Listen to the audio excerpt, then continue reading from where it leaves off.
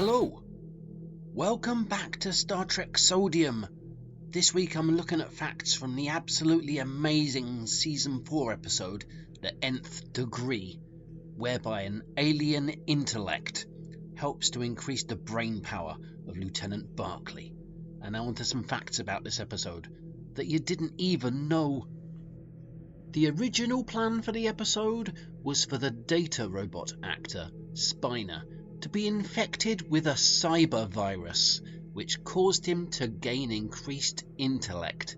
But due to a deliberating skin condition, Spiner was unable to sit underneath the flashing lights of the holodeck scenes that were necessary for the story.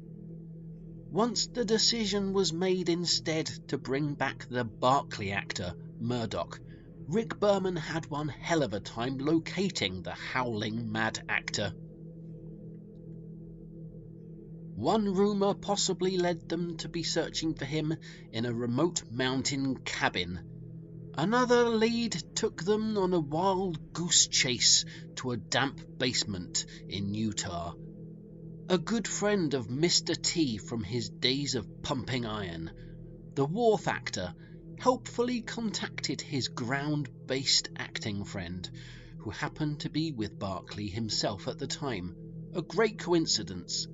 They were gathered together at Templeton Peck's birthday party in East Hollywood, only a stone's throw away from the soapy Paramount studio.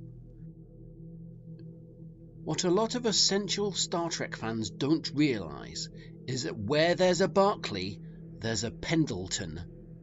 The Barclay actor Murdoch had picked up his sidekick, Pendleton, only a few years prior, and upon arriving at the studio for filming of The Nth Degree, the actor demanded that Pendleton was given a small background role in the episode.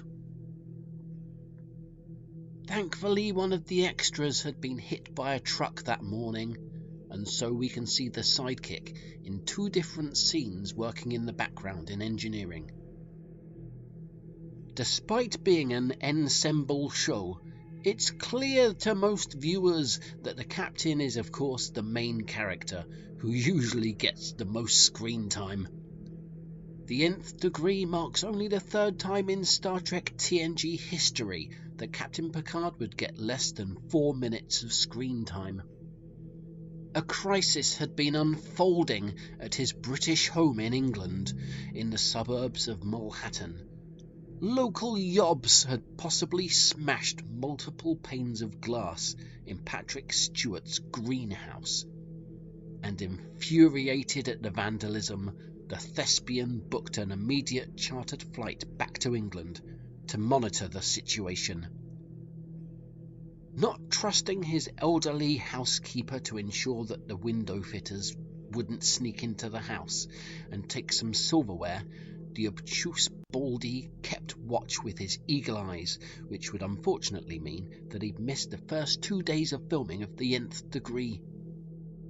Bird enthusiast Marina Citrus had reportedly been fumbling her lines recently, saying quite the wrong thing at the wrong time.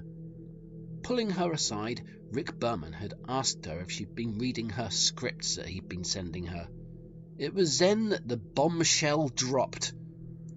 She'd been spending her rare free time reading bird encyclopedias instead of reading the scripts.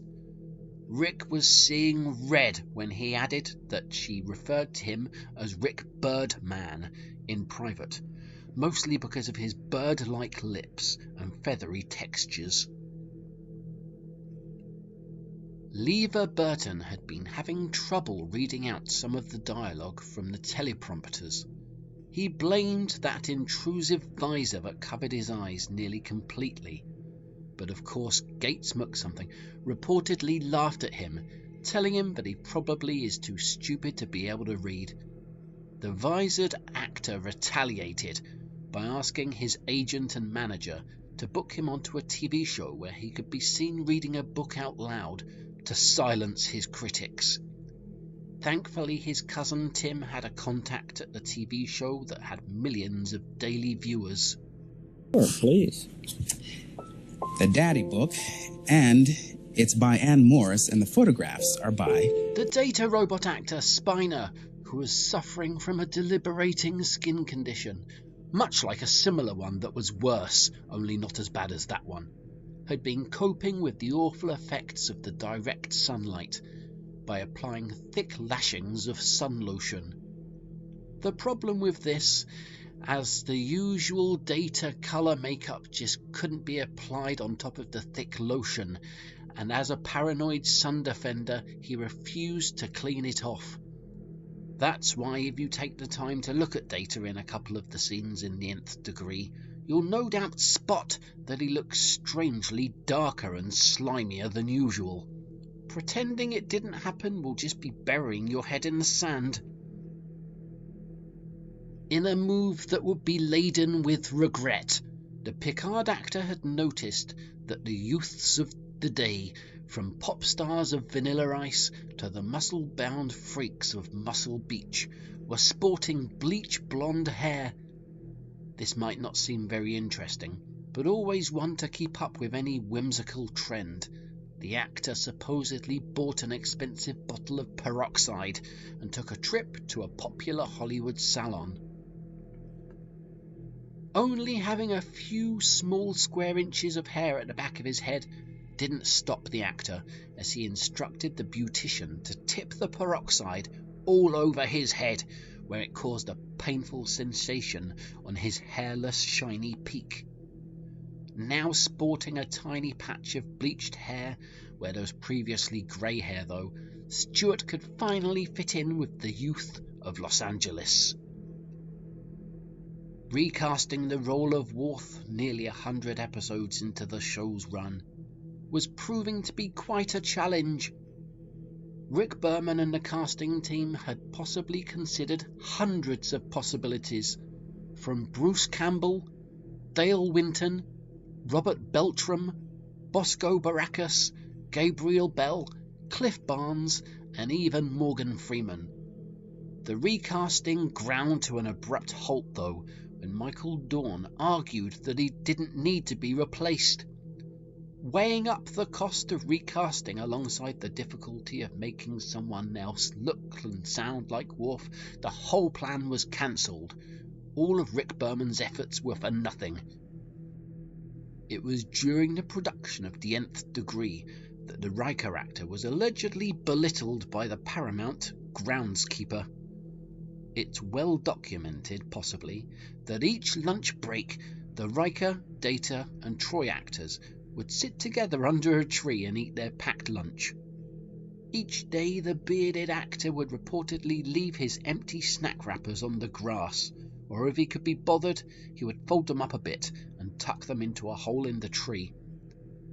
Day after day, the area had slowly turned from a serene habitat to looking like a soapy corner of a sanctuary district. The Paramount groundskeeper, Luthby, cornered Fraker after seeing him drop yet another greasy cake wrapper on the floor. Bystanders would report that fingers were waved and voices were raised, and after that incident, Fraker never dropped another piece of garbage ever again. After having accidentally sold the main model of the Enterprise that the effects team would use for those space-bound beauty shots, Michael Piller had scrambled to buy it back from the wealthy collector that had purchased it. When it arrived back at the studio on the back of a truck, it was teeming with flies and had scratches in places where there were no scratches before. The tiny model of Guinan standing in the 10 forward window had been dislodged, and Deck 7 had become loose. The model was in a usable condition, though, but Michael Piller had learned his lesson about not auctioning off integral equipment from an ongoing production that didn't even belong to he. Visiting Roundman, John Candy, had just finished filming Uncle Buck and was hanging around at Paramount while waiting for them to write his paycheck. He had always been a fan of Star Trek, and rumours abound on the problems that he would cause in the wardrobe department. A trusted person in Hollywood, he was left to his own devices in the wardrobe department. When the staff returned, they found John Candy squeezing himself into an engineering uniform, ripping it at the seams. Looking around, they found out with horror that he'd tried on several other costumes, pulling out threads, ripping seams, and causing thousands of dollars of croaky damage. Thankfully, the staff were forgiving and got to work on fixing the problem. They were mostly happy that none of the futuristic Star Trek characters that they had in Star Trek were fatsos. Thanks for listening to my super interesting facts all about the nth degree. I'm pretty sure with all this extra knowledge on your shoulders, you'll watch this episode with new eyes. If you have any extra facts for me that I forgot to mention, go ahead and leave them below. Hit a like and subscribe if you haven't subscribed. You know I appreciate that kind of thing. All the best, guys, and I'll see you next time for even more facts you didn't even know.